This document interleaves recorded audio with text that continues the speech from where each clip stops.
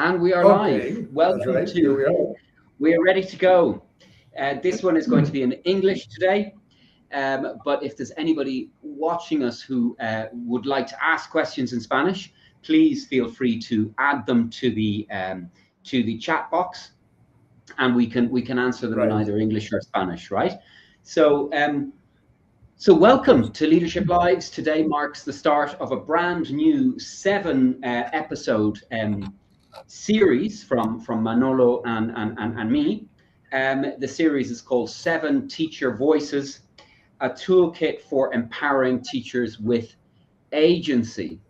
And we thought that this was very important. And as always, this series is created to open honest and necessary conversations about how educators can thrive and maintain professional sanity in an often unsupportive educational environment. I think that is fair to say. We focus less in this series. We're going to focus less on teaching techniques because teachers have had lots of training on teaching techniques, and more this time on the professional and emotional resilience that teachers need. And we'll be offering, between the two of us, we have way more than 50 years of experience teaching. Isn't that right, Manolo? We've been around the block. That's right. Which makes us very, very young. It makes us, yes, exactly. We are still very young. We're still here. And it's also pretty useful because we can offer some practical advice for handling difficult non-teaching situations. I know I've made a lot of mistakes. I don't know about you, Manolo, and I hope I've learned from these mistakes. I'm sure, because we always do. Yes, and we learn from mistakes. So our idea here is that people can learn maybe from our mistakes before having to make them themselves. You know, and our goal here is clear. It is to empower teachers worldwide to take control of their professional lives, despite the challenges of what is often now called a broken system. No, we see that all over the place, and the fact of the matter is the system isn't really going to change, is it? The only people that can change are us, you know. So today's episode is the first of 7, and we decided to call it Setting the Stage for Teacher Agency. So we're going to be giving an introductory panoramic view of these core challenges. Our theme is navigating this broken system, navigating the external pressures and internal resilience. So without further ado, let me introduce mi gran amigo Manolo Hidalgo, co-creator of the 7 Teacher Voices series, this little series here that we're putting together. Manolo has over 50 years of experience in language teaching. He holds a master's in applied linguistics, applied to English language teaching. And he also holds a bachelor's in English language and literature from the University of Havana in Cuba. Manolo es cubano. You are Cuban. We both live in Mexico. I'm Irish, live in Mexico, have been doing so for a long time. Manolo as well is Cuban. We're both island people living in the middle of this enormous country. He has international, besides his master's degree and his bachelor's degree, Manolo holds international certifications in business English from Pilgrim's College in the University of Kent, and also from the London Chamber of Commerce.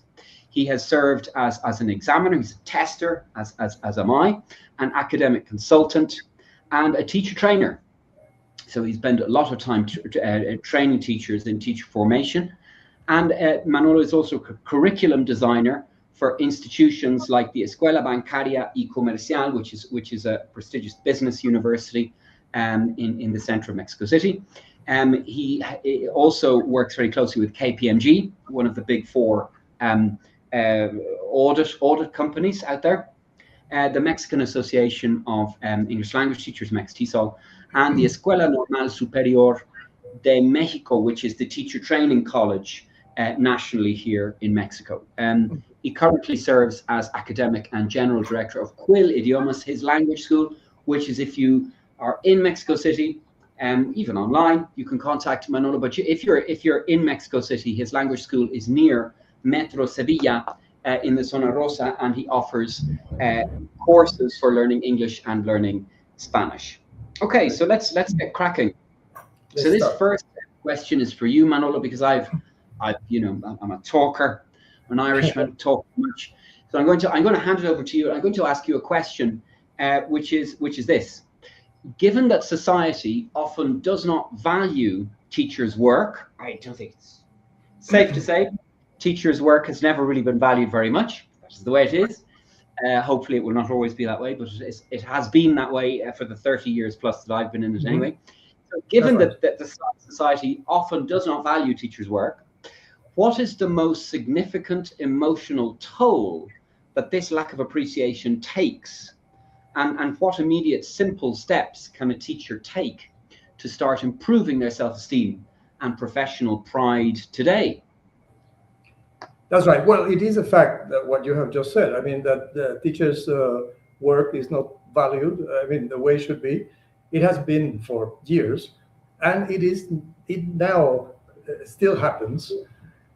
Unfortunately, of course, some institutions do value the teacher's work, but in general, there is that situation. And of course, that provokes an emotional impact, a big emotional impact among many teachers, especially the teachers who are vulnerable to this situation and this criticism. So there is this sense of a victim. I mean, the teacher feels like a victim, and there is a sense of powerlessness. So and a mindset of the victim and this vulnerability, let's say, which is very sad. That has to do also with the teacher, the individual teacher's personality or psyche, because well, some people in general see generally the negative side of things instead of regarding them in a very positive way, and that also influences on this vulnerability. Let's say the teacher feels let's say helpless sometimes, and well, definitely there are actions to take. The first thing, the basis of it all, is continuous professional development. I mean, if the teacher empowers himself with knowledge about teaching techniques, teaching principles, the methodological approaches used, that makes like a shield, I mean, against all criticism. And there is this internal validation. I mean, it comes together. I mean, if you are really, if you are an authority as a teacher, in terms of methodological principles, in terms of the teaching world in general, the teaching and learning world, you feel strong, you feel power. I mean, definitely. And you can answer back and actually not feel like a victim or in this vulnerability state, but on the contrary. I mean, you feel, it doesn't mean arrogance. I mean, it means being an authority as well. And that comes only with knowledge. I mean, with continuous professional development. And we say continuous because we know that there are new techniques, new ways, etc. Right. So the teacher should always be updated. And having that, like we said, it's like a shield. I mean, against all criticism. So you will always know what to answer and what to do in each of the situations. And definitely it gives you the power that you need. I mean, as a Yeah, I think you're talking about professional confidence, it's sometimes known as, no? Which is actually a behavioral competency I'm not sure what it's called. What's it called in the Corn Ferry, you know, this human resources organization. They have a dictionary of behavioral competencies for work, no? Right. And professional confidence is one of those, no? And I completely agree with you. Yeah, I mean, if you know what you're doing and you know that it's based on best practice, it really doesn't matter what other people say. Doesn't affect you, and it also helps you then to explain to these other people. To explain, that's the point. That's the point. Which is very important. Is that on some other side is the schools themselves. There are some schools, as we know, that give the teachers a lesson plan, and they cannot possibly change one word. I mean, everything is like a robot. Yes. And that also, let's say, decreases the value given to the teacher. Yes. Because the teacher is not regarded as an authority. But okay, you have to follow these rules, and we know what we are talking about, that the teacher should only follow. And we know that in the mainstream language teaching nowadays, the teacher's action zone is very important. I mean, the teacher is, of course, he is, if he belongs to a prestigious academic institution, he will be given good didactic material and all that. But he or she should be free to also adapt according to the kind of students that he or she has. And some schools would not allow this. I mean, and this also diminishes the role of the teacher. Yes, certainly. I mean, a school that does that is placing no value on the teacher's professional judgment, I think. I think professional confidence can help you to bend the rules, don't you think, Manolo? Absolutely. To play according to the rules. That's right. And be happy and get results from your students, and exactly. that professional.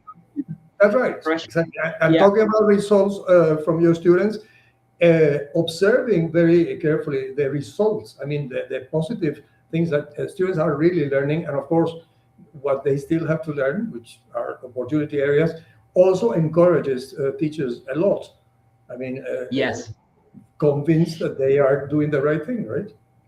Yes, exactly. And that is also professional confidence, is the ability to assess if the students are learning or not, because the students, ideally, they would know, but sometimes they don't know. And so, I think what we're saying here, Manolo, is that it's very, very important to stop seeking external validation. That's right. Because luckily you will get, as a teacher, there's always somebody that will love you as a teacher, but what happens when there are some times in life, I don't know if this has ever happened to you, where the parents are not on your side, the students are not on your side, the school is not on your side, absolutely nobody is on your side. And if you're, and good luck seeking external validation and doing your job in a situation like that, Mm-hmm. and I think that is much more common, that kind of situation, than we would think, unfortunately. And that's why the validation needs to come from you. And I completely agree with you. I love that idea, Manolo, that if you know that the students are learning and that they're achieving what you want them to achieve, that's right. Then you validate yourself, You validate yourself. Yeah, definitely. And even if there is a number of parents and students who will be, because of wrong concepts and all that, we will talk about it later, are kind of against that. There will always be students and even parents, of course, that will also understand that they are learning and that you are really giving very good classes and very good service. Always, yes, yeah. I mean, I think as well what we're saying here is that you need a really thick skin to be a teacher, That's it, of course, definitely. I think, but both you and I have thick skins because we've been around the block. Life has bashed us around a little bit, so we don't care anymore, maybe. But you know what I mean. But I think it's something. Definitely. It's something that needs to be developed, Manolo. Don't you think? It's not something from one day to the next. You actually need to every day. That's right. Reflect, of course. and learn and build this thicker skin. It's a little bit like a tree. The trunk, kind of the rings, every year you get more rings on your trunk, And of course, that external validation should not be ignored either, because, it might be very valuable as well. I mean, for you to learn and for you to locate, let's say, your area as a teacher, right? Of course. And external criticism as well. If people are criticizing you, it's for a reason. Now, they might be wrong. They might be wrong. But they are wrong. Be partially right. But there's something in it, if there's where there's smoke, there's fire, you know. So it's really, really important to listen That's and right. learn and get what you can out of it without allowing it to affect the value that you place on yourself, you know. Right, I think that's right. super, super important, and it's very easy to say, you know. It's very easy to say, very and difficult. of course, again, it has to do with the teachers as an individual, the teacher's personality, because well, some people have this personality of always playing the victim and always criticizing and all that, being on the negative side rather than on what is positive, right? But that has to do with the person's, let's say, the teacher's personality as well. Yes. I mean, it doesn't help when parents are saying that you are a terrible teacher and that you are this, that, and the other. And the directors of the school are saying this, that, and the other. And the students as well. You know, you even have a lot of violence from students towards teachers. Luckily, it's not something that I have had, you know. I've had discipline problems for sure, but not actually open violence. But of course it exists, and it's increasingly common. So the problem is that, you know, I totally agree with you, Manolo, and it doesn't help if all of this negative stuff is coming from everybody else as well, you know. Somebody needs to vouch for you, and that person has to be you, you know. And Manolo and I are here. If you want to send us a message, we will. It's not fun. It's not fun being in these situations. I've been there, you know. Have you been there, Manolo? Have you been at any point in your career ready to throw in the towel? Yes, absolutely. We all have been in such situations, and also the positive criticism and the praise received, because it is not only criticizing. I mean, criticism from parents, negative criticism, but the praise also helps a lot. I mean, not becoming arrogant or about that, but it also helps a lot. I mean, it is all a whole group of things. We tend to focus on the negative more than, as human beings, we tend to focus on negative feedback more than positive feedback, right? That's right. And we need to learn to actually listen to that positive feedback. People are not inventing things when they praise you. I mean, they're saying it for a reason. They're not trying to just be nice, you know? Another very important thing is self, well, I wouldn't, maybe we can call it self-criticism. When you finish a class, it's like when artists finish a performance, we do and should analyze what we did and think, well, I should have done this in this way. That is teacher reflection. Like, okay, I should have done it next time. I will explain this in this way. And this is what I did well, no, as well. This is what I really liked. Well, which worked fine. Yes, absolutely. Yes. All of that. Because the students won't tell you often. I mean, sometimes they do, and that's marvelous, you know, but the students won't tell you, the parents won't tell you, the directors often won't tell you. So it has to be you that tells yourself, you know, well, that was good. I set out to do X today, and it worked out really, really well, you know, even if the students. Now, of course, we're exaggerating. I think if something does go well, probably you will get positive feedback from your students and the parents. And also, but it's not guaranteed, I think, is what we're saying, you know. It is not guaranteed. Yeah, so it's slowly over time learning to get the validation from inside and have a balance. It's difficult to have a balance when everybody around you is telling you that you are, you know, you're awful. Right. Well, exactly. It does happen.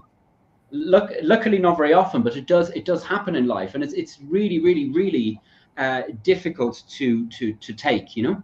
Something that is also very sad is that when you give low scores, low grades to some students, then parents may increase or strengthen their criticism because they would like their. I don't care. I give the low scores anyway, and I give high scores. That's it. Of course. Oh, I really? Absolutely. Sorry, I'm awful. I shouldn't say these kinds of things. But you know, if I give a low score, which I hardly ever do actually, because people say, "Oh, you're so nice." Well, we give the fair, what they deserve. That's where the professional confidence is important as well. What you're saying at the beginning, no, you must know how to assess objectively, so that if somebody asks you about it or pulls you up on it, you can say, "Well, I'm sorry, I've assessed based on these criteria." You know, based on this, exactly. You can take it or leave it. You know. But I'm not going to change the score, you know. I mean, I'm awful, aren't I? I'm so like, you know, ugh. Of course. No, but anyway, I mean, it has to be that way, you know, because there's so many people who will. I had a friend in university who used to say to me, she calls me Chicken. She said, "Listen, Chicken, we were about 20 years old.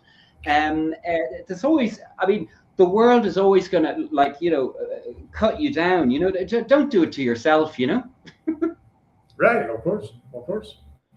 You know, No, definitely, it's somebody definitely. has to stand up for one. If we are strong, professionally speaking, I mean, we will know what is right and what is wrong. I mean, of course.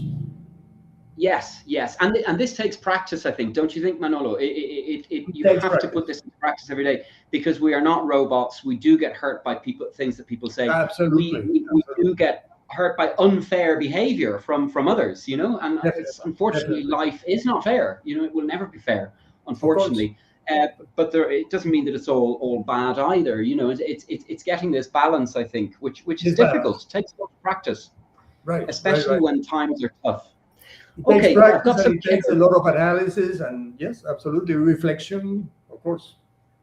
requires a lot of self-awareness, yeah, that which is kind of a separate but related thing, That's right. which is another thing that requires an awful lot of practice, is self-awareness. Yeah, Definitely. yeah. All Do you right, have I've got some any killer facts this time? Do you have I any? have the killer facts here. Yes, our killer facts, which we put together, which I'd like to share. You know, in case people think that this is not an issue, there is a killer fact here that globally, worldwide, research indicates that between 40% and 50% of teachers consider leaving the profession within their first 5 years. My God. Yeah, it's happening, isn't it? It's happening. I know in Mexico, where we are, there are certain states in the Republic where they cannot actually find teachers. Nobody wants to do it. That's right. It's a pain in the neck. It is actually Yeah. a pain in the neck, but it doesn't have to be a pain in the neck. There are things that you can do as a teacher so that it isn't a pain in the neck, you know. Of But it's course. not That's why easy. we're here. That's why we're here. Yes, that's why we're still here. Yes, that is why we're still here. And so it says here that within the first 5 years of their teaching practice, with burnout and stress cited as the primary factors, right? So that's okay. So just to put numbers on it, in Mexico, which is 150 million people, there are approximately 2 million teachers, I think, in this country, different levels. So 50% of 2 million is a million. So that's a million people in Mexico that has, and that's just one country, that have considered leaving the profession, who have left it because of burnout and stress. So, you know, this is an issue. And also, you are not alone. I think it's good to know that one is not the only person going through this kind of experience, you know? Of course. Okay, second killer fact that we put together here, Manolo, it says a significant lack of societal respect, you know? I don't care what society thinks, to be honest. Well, I do a little bit, I suppose. But a significant lack of societal respect is a key contributor to emotional exhaustion, which is the core component of burnout. Yeah. So it's super important that we listen to our own value, self-value, much more than society, because society, look at society. The kids are addicted to smartphones. The PISA reading, math and science scores are going down. You know, we're not talking about highly educated, societies surrounding us here. In general, right. They're getting dumber and dumber. So, you know, don't listen to them, you know. So our job is to make them less dumber, I suppose, if we can, one person at a time. So a significant lack of societal respect is, for what it's worth, is a key contributor to emotional exhaustion. I can definitely relate to that, which is the core component of burnout. Teachers who feel undervalued are up to 3 times more likely to experience emotional distress than those who feel supported. Right, definitely. Yeah. I don't think, I personally, and you would agree, we don't want anybody to feel emotional stress. It's like, it's not nice. The idea that it's not nice at all. And it may bring about difficult, very complex psychological situations. Going to, I don't know, a psychologist or a psychiatrist or, something. Well, that might not be a bad idea for most teachers to go and see a psychotherapist, because she will set the record straight, you know? I mean, don't listen to society. It's not super, educated and at all the rest, to be honest with you. Of course. It's not an awful lot that can be that society can teach teachers, to be honest. It's Exactly. the other way around. That's right. Okay, so the next killer fact is on the power of agency. Increasing a teacher's sense of professional autonomy or agency is strongly correlated with retention. That means staying on the job, no? You and I, man, we've stayed on the job despite the odds, no? Exactly. Studies have shown that when teachers have control over their curriculum, assessment, and professional development, their job satisfaction can increase by 20 to 30%. So obviously the curriculum is set by other people, but you can play around within it, Don't tell anybody. Well, exactly. Right. As the assessment, I mean, we have 100% control over the assessment that we do, and professional development, that's us. We decide how we develop professionally. Watching this video now is professional development. It doesn't cost anything. Manolo and I are doing this for free. That's the kind of guys that we are. So anyway, I think what I'm saying in that very roundabout fashion is that teachers have more control over what they do on the job than they think. Does that make sense, Manolo? Do you agree? Help me out here. Explain. Yeah. What do you think? Definitely. Could you repeat the question again? Yeah, sure. I mean, what I'm saying is that I think that teachers have much more control over their job than they might think. I mean, we have control over assessment. We have control over professional development. We have control over what happens in the classroom. You close the door and then it's just you and the students. Curriculum, maybe we don't have that much control over, but you could kind of play around with the curriculum. Nobody will notice anyway. The students aren't learning in most cases, so nobody notices that, But what do you think? And yet in some schools, there's a lot of fear among teachers. Those schools which are so strict and so narrow-minded, Sure. I mean, where they cannot change one word. And as you must know, there are schools, or there is a school, I won't mention the name, where there are microphones in the rooms, in the classrooms, and a supervisor or the director can at any moment, and the teachers know that. So the teachers are afraid of doing what you have said. I mean, getting out of the curriculum or assessing in a different way or giving a different variety of the lesson plan because they are being watched. And that is not definitely a good environment at those schools. Yeah. Because we all know teachers who have worked for those schools, and they literally feel afraid. I mean, of getting out of what they have been instructed to do. So, but in general, yes, teachers have some sort of freedom. I'm sorry? Yeah. I mean, don't you think it's important to look for schools, to look for places to work that do respect you a little bit at least, or give you some degree of freedom? That's it. Of course. Definitely. That is actually also a choice. I mean, if you feel too frustrated or too bad working for a school like that, then, well, you might as well think about moving on and getting another. Yeah, there are lots of options. There are lots of options. There are lots of options. That's right. Okay, mental health. You mentioned psychotherapy a while ago. It says, in high-stress educational environments, up to 1 in 4 teachers worldwide reports symptoms consistent with clinical depression or anxiety. It's 25%, that's very high. Often stemming from feeling powerless against external administrative or parental pressures. Yeah.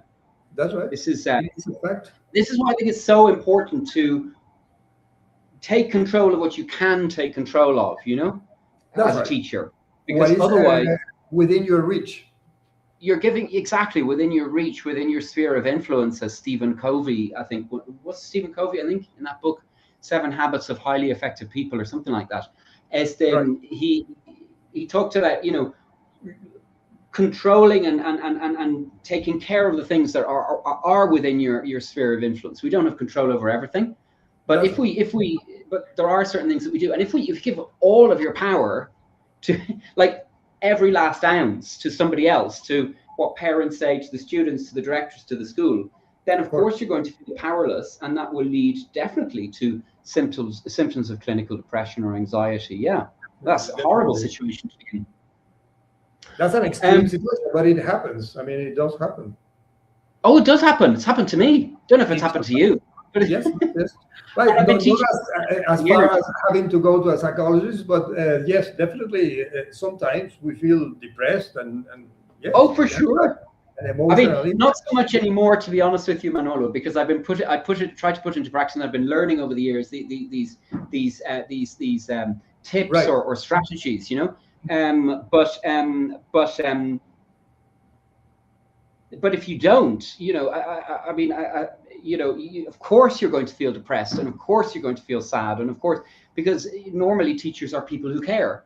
So if you know, other people say, you know, it's very easy for parents to say, you know, blah, you know, based on nothing, you know, or students, you know, a 13-year-old say X, you know, and what do they know, you know? You have to put it into perspective. It's quite tricky, isn't it? What do you think? Do you think it's difficult to learn all of this stuff, Manolo?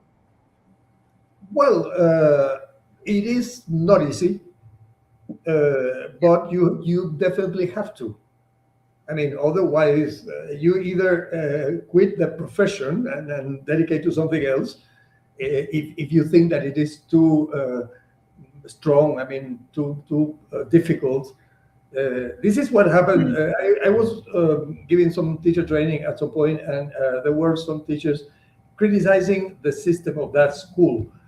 Yes, quite giving harshly. the power to their power to the school. And then there was a moment at which I said, "Well, I'm sorry to say this, but if you simply cannot negotiate and you feel so bad in the system where you belong in this, you would have to think about getting a job in another school or getting another job. I mean, this is like do or die. I mean, of course, as we have just said, and this is why we are here, giving this advice, and of course, each teacher should work it out himself or herself. Of course, if he has this passion for teaching and all that, yes, there is always a solution, okay, within the same profession. But if it is within the same institution, Manolo, and the same institution as well, exactly, of course. If it gets to be too difficult and too frustrating, well, then you have to think about other options. Yes, it might not be. But you have to think about the positive side, how you can work it out. I definitely think that there are more solutions to this than it's not about giving up. You know, there are more solutions, of course. Taking a break is also an option. I took a break for about 5 or 10 years when I worked in sales.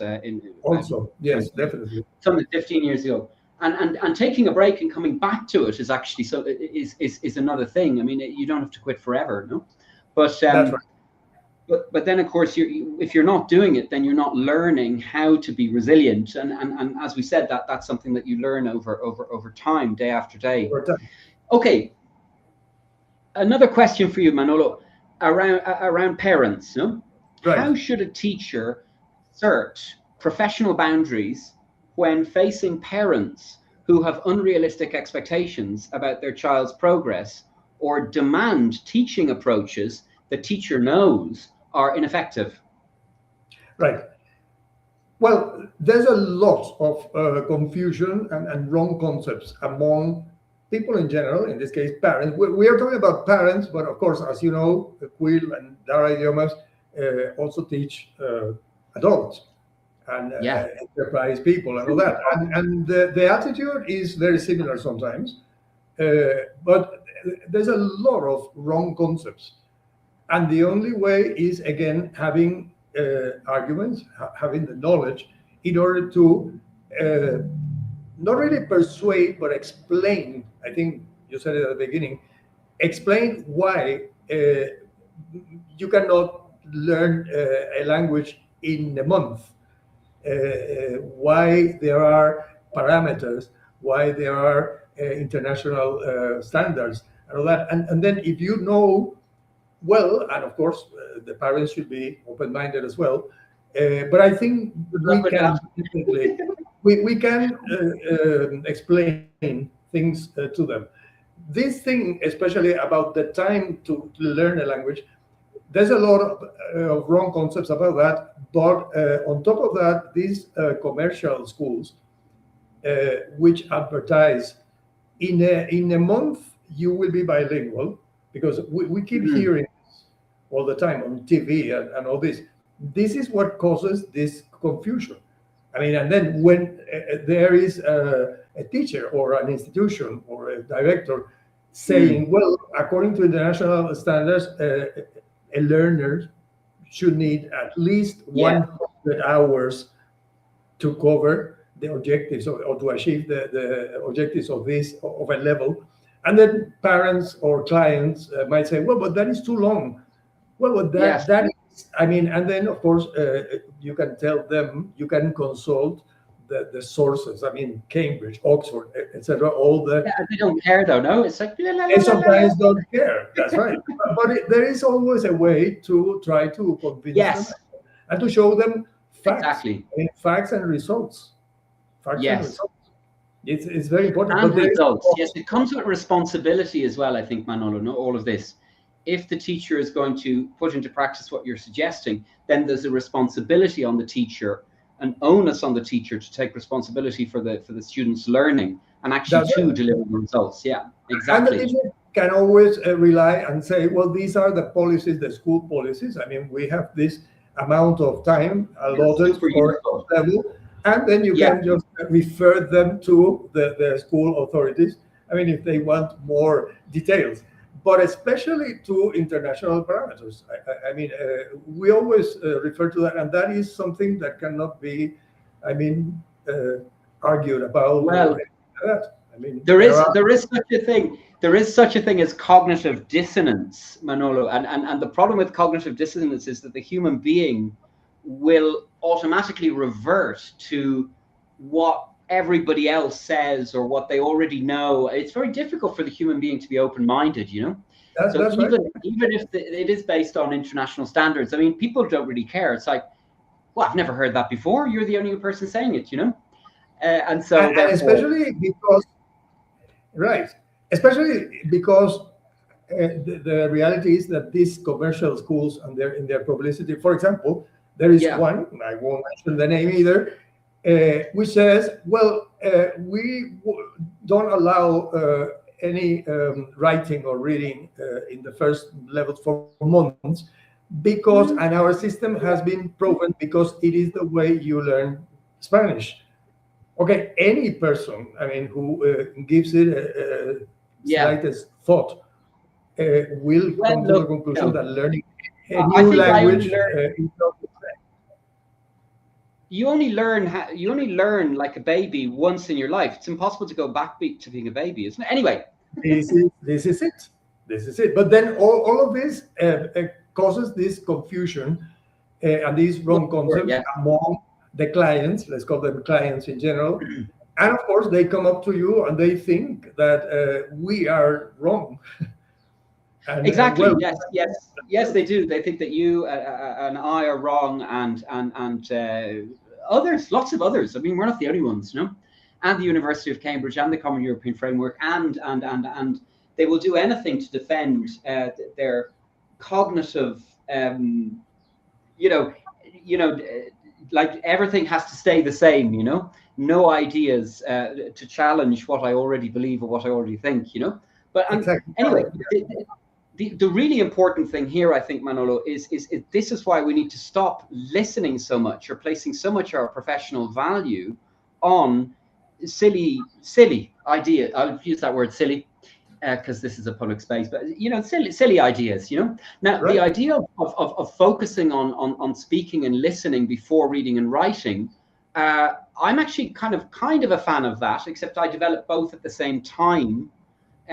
Because my students are not babies, you know, they do know how to read and write. So, I mean, I can understand the focus there, but the problem is that it's too black and white. It doesn't make sense to do it precisely the way they suggest, you know. But anyway, the important thing here, because this is a space that's open to not only English language teachers, it's open to teachers of all. I'm a biology teacher. Sometimes I've taught business studies and environmental science, and each discipline is slightly different. But I think what you're saying is relevant to all of us, that we have to be professional consultants, and if we are not respected as such, then I personally don't care anymore, you know. That's right. Because you know, the respect has to come from me, you know, and luckily there are other people that respect me as well. But we have to stop giving our power to people who don't know anything about what they're talking about. And I think it's useful to have words for this, don't you think? It's useful to actually know what you're going to say in the situation. Say something like, what you're going to say and how you're going to say it, because of course you cannot use technical language or anything like that, but just try to explain, I mean, why these things are like that. How do you explain things, Manolo? Because you are so diplomatic, as you know. Yo no tengo pelos en la lengua. I'm super direct. Yeah, well, in a way, you always have to refer to international standards. I mean, as simple as that. And what other kind of language would you use? I mean, imagine I was a difficult student. Language that they will understand, of course, definitely not. But explaining. Well, there is this marco de referencia europeo. I mean, and the levels are international. You go to China, India, Canada, and these are the international levels. And they were created by experts. I mean, absolutely academic experts and real specialists. So, I'm not sure how much that matters. And each of the levels has been allotted a serious amount of hours. I mean, for example, if this is the issue that they want their children, or let's say they want to learn in 3 months, they want to become bilingual, well, we have to explain. I know, hopefully, many people will understand. Because you always have to, it's not my opinion. You say, well, it's not my position or my opinion. It is international. Yes. And you can consult any web page, Cambridge, Oxford, all the common European. You can see that what I'm saying is the truth. I mean, it's not like it is my opinion. Exactly, because people, if they haven't heard something before, they assume that it is an opinion, you know? They assume that it's not based on it. What do you think about the idea? What do you think about the idea of validating the other person before you talk about international standards? For example, saying something like, "I hear your worry about your child's education, no? And I'm committed to helping you with that, you know." Yes, and then you start, you know, so you validate, because otherwise that is very important. Very important. Yeah.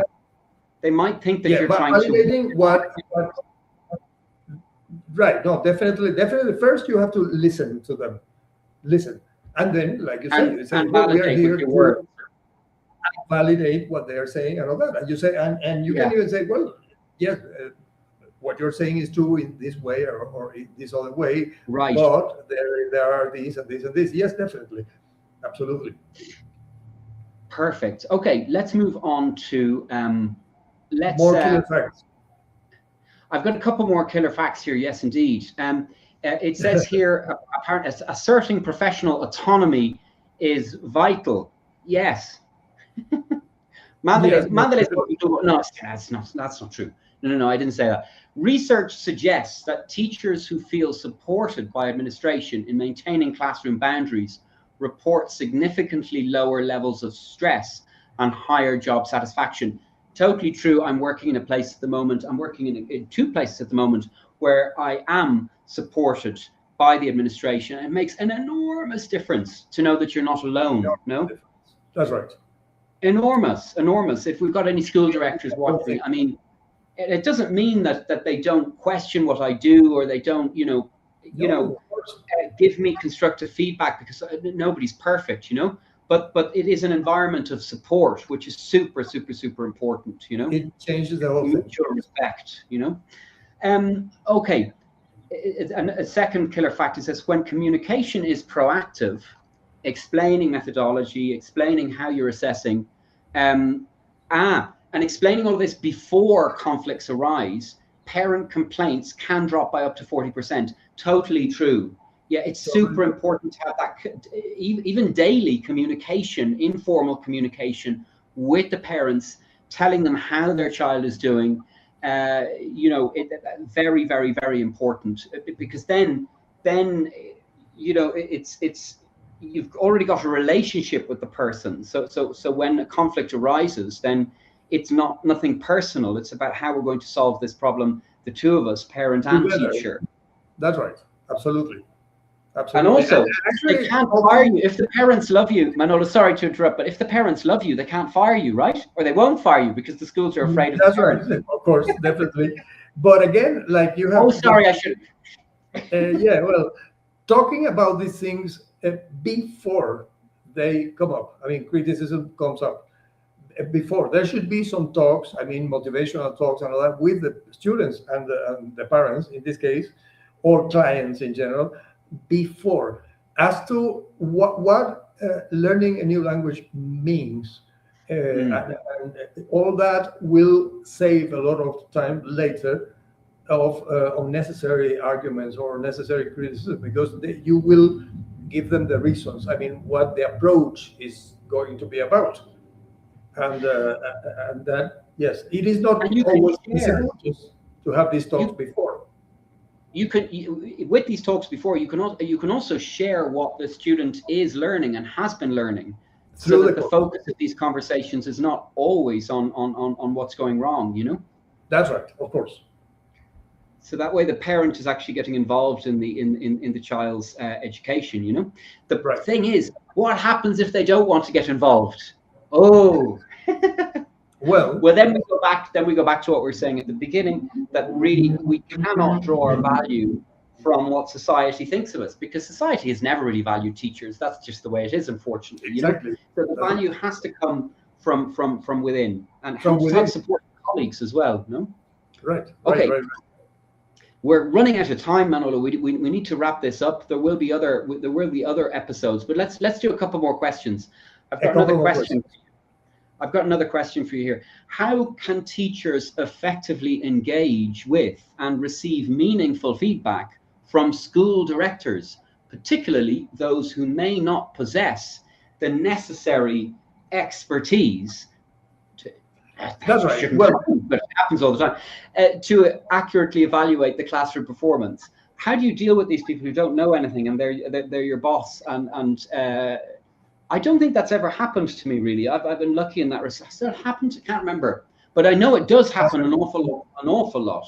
Well, it once happened to me a long time ago, where actually it was a supervisor who didn't know English but French, and then she criticized the warm-up being too long. She said, "Well, your warm-up was too long," and then it had been too long because I considered that it was necessary to just, and the students were engaged. So, well, in these cases, you have to, again, with your authority and your knowledge, try, like we said, what we do with parents and clients in general, with the supervisor as well. I mean, making these visits, let's say, an opportunity for professional development for both sides, because it should be a learning experience for both sides. From the side of the supervisor, it is always important to ask the professor when we see something, even if we are the supervisor is an expert as well. He or she should always ask the teacher, well, why did you do this or that? What was your objective? Because maybe it's something that the supervisor hadn't thought about, but it was very good, and it brought about very good results. And from the side of the teacher as well. I mean, always this negotiation, and also with your knowledge. I mean, you should explain, well, I did this because of this and this and this. What do you think? You see, there should be this two-sided learning experience. Sure. Yes, it's a two-way thing. Yeah. I mean, I teach French, and I can tell you, just listening to your story, it may be very, very sad, because we teach French in a totally different way to the way that we teach English. Even if we are communicative language teachers, there are different languages with emphasis on different things, and you teach them in a different way. So this person, she was a French teacher, was she? She was a French teacher, and she was supervising English classes. And did she know that English and French are taught in two? Did she know that you teach those two languages in totally different ways? Well, exactly. No, she didn't seem Obviously to know. not. No? It was a long time ago. But right. yes, it happened. And how did you deal with that situation? I mean, did it work out well, or how did you feel? Can you talk to us about it? I did explain why, for example, in this case, the woman was a little longer. And then she understood. Of course, it was in Spanish because she didn't know English. But if you have the knowledge and the principles and all that, you can always, again, explain why you did things. And then not really focus on these superficial items that the supervisor might also focus on, but going to the results and the principles and all that. And if it works, yes. It works. And that's where our responsibility as teachers to get results, which a lot of teachers to get results, and also again, but you have to deliver results, no? Definitely, results are the bottom line. I mean, the results. If you're doing things in the right way, and the institution helps and all that, the results will be there.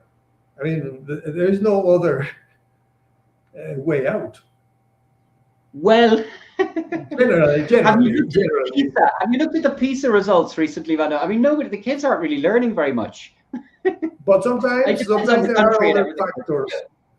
Some factors that go against that, of course. Yes, right. Yes, teachers being one of the main factors. What we do in the classroom, but no, it's a complicated situation. It is, isn't it? It is definitely. It is not. That's why teaching is a very difficult profession. I mean, it's not really. It's difficult to do well. It's difficult to actually do it so that the students learn. I mean, you can do it, and then nobody learning, and nobody notices actually. Especially because you're dealing most of the time. I could have noticed. Have you looked at? You're dealing with many human beings. You're dealing because, for example, I don't know. A person that is behind a desk, maybe dealing with only one or two people, but here we are dealing with many kinds of people, many parents, students, clients, institutions, directors, supervisors. Yeah, it's very complex, and each person that we come into contact with has a different perspective and a different. They might be 14 years old and in a bad mood all the time, that's very different from the parent who it's very, very complex.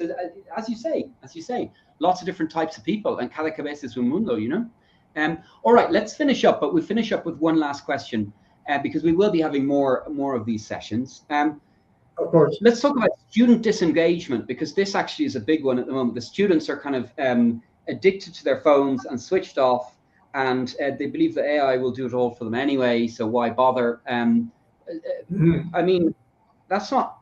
I teach a lot of teenagers at the moment, and that's not my experience of teenagers, but I know it is the experience of a lot of teachers of teenagers. No. So, in your opinion, Manolo, what are the most common mistakes teachers make that lead to student disrespect or discipline problems? Do you beat them, Manolo? Well, which don't. No, but what are the most common mistakes that teachers make that lead to student disrespect and discipline problems? Because this is a big issue. Well, this, for example, this sort of military environment has gradually disappeared because, of course, the approaches are more communicative and all that, and schools themselves, I mean, the institutions don't allow that to happen. Yet, we used to teach in some Catholic school, and we sent teachers there, and there was this totally military environment. I mean, the teacher, to begin with, the classroom arrangement was completely anti-communicative. I mean, the teacher was on a platform, just like a level above, sort of, the authority. And there were lines of, rows. Can you explain? Yeah. Sorry to interrupt you, but not everybody who's watching this might be a language teacher. Why why is it important? This, when you say communicative and not communicative, what do you mean? You know, Exactly. because this might not That's be. right. Well, Explain what I am now describing is the opposite of communicative, and I will explain what communicative means. So there were rows of the students were not facing each other or anything like that. There were rows like this. The teacher would ask a question, and the students had to stand up, even if it was like a short answer, to answer each of them. So it was a completely oh my God, that's terrifying environment. Of course, fortunately and hopefully enough, it doesn't happen, or it very seldom happens. But now a communicative environment is that where the classroom arrangement and the teacher facilitates this interaction.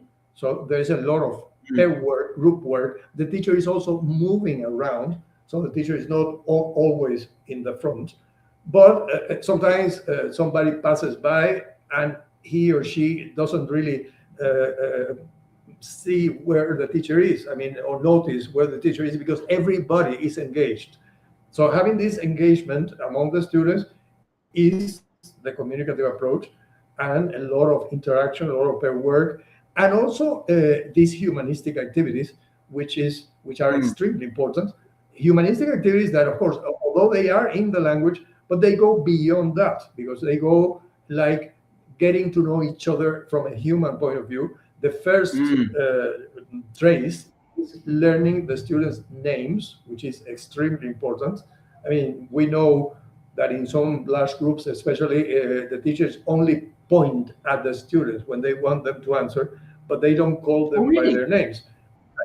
And really? It does have, I have seen groups where by the end of the course, the teachers haven't learned their students' names. They point like this, like you, like that, which is completely anti-humanistic, because of course teachers have discipline problems, I presume. No, do they have discipline problems? Definitely. If there is no engagement, no motivation, and no interaction, definitely the students lose attention, and there is a possibility for disrespect as well.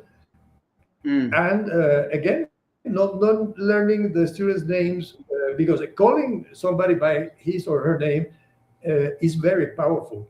Really, we might think that is not that is insignificant, but it is definitely not. See them, no? Because it establishes the first humanistic contact between the teacher and the student as human beings, and not as a group of people that you're teaching altogether, but you're teaching individuals. And that is very, very important. So all of this brings about this respect. The opposite of doing this. And for people who might not be language teachers, why is communication important in the language classroom? Well, communication is always important. And this humanistic approach should be present in all of the classrooms and in all the classes in general, because they are human beings. Even if it is a biology or a mathematics class or a history class. Oh, sure. Yes, exactly. The same. Of course. Yes. Yeah. And one trick that I learned with teenagers is to allow them to make their, obviously you try to explain things so they don't make mistakes, but allow them to make their own mistakes, Absolutely. It is difficult sometimes because they do things which are not very clever, so different, but they're you have to let them, because that shows respect towards them. You're actually giving a message to them that, okay, listen, I trust you enough to do what you think is right, even though I may not agree. Absolutely. And you get a really good response, actually. Obviously they are teenagers, so they're not, nothing is ever ideal, but it is incredibly powerful. That is very similar to what you're saying by calling people by their name, seeing them as somebody who's capable. This is the first thing. That is, they feel valued, they feel respected, and of course, when they say something right, praise them, not in a very exaggerated way either, but just, and especially for shy students who are sometimes brilliant and they have great answers, There are techniques, of course, to make them participate and to make them feel secure. I mean, it should be a safe learning environment. For sure. Definitely. For sure. Nobody likes speaking. Well, I like speaking in public. As you can see, I'm an Irishman. I never shut up, you know. But most people, imagine, most people hate speaking in public. Imagine imagine if you're a teenager as well, you're shy, and then the teacher says, you stand. Exactly. What is your name? It's terrifying. That's right. I mean, obviously, yeah. Anyway, so let's finish up, Manolo, because we've been going for a very long time, and you know, we will be having more of these sessions. It's been very interesting. It's been fun as always. As always. So you know, we really want to enforce the central message, I think, isn't this right, Manolo, that teaching should not be a high stress. It's not very well paid either. There are other jobs you can do to get more pay and be super stressed all the time, but it really shouldn't be something that stresses you out all the time. And it is difficult. Exactly. I get that. You know, it's not that easy, and people are not that great all the time. You know. But it is part of the job of a teacher is to work with people and to bring things Absolutely. to a productive, you know, and you will slowly but surely get respect from people and get joy from your job, you know, and that's what we wanted, isn't it? It is enjoyable. It should be enjoyable. To be stressed or quit, you know, because Manolo and I, we do watch YouTube. We're a bit older, but believe it or not, we are on social networks to do watch YouTube, and we. There are a lot of videos out there from teachers, you know, crying and you know, really stressed out, really stressed out. You know, my heart goes out to them. So we thought we might do something. You know, I mean, nobody ever listens to us. No, they do. That's not true. That's not true. But we might try to do something about it in our own limited kind of a way. You know. So anyway, it's over to you guys. Please type in the comment section. You know, give us your opinions. You may think that we do not understand the situation that you're in, and that may be the case, you know. So please share. Which of these challenges do you find most overwhelming in your daily life as an educator? Share your experiences, your questions, your ideas in the comments below. And if you liked this video, please like it and subscribe to this channel. Okay, thank you very much. Have a great weekend, everybody. Thank you for watching. Those of you who are connected, and we will be looking at the comments with great interest. Thanks a million, Manolo. Have a great weekend. Talk to you on Monday. Un abrazo. Thank you. Bye bye. Ciao, ciao. Have a nice weekend. Bye bye. Ciao.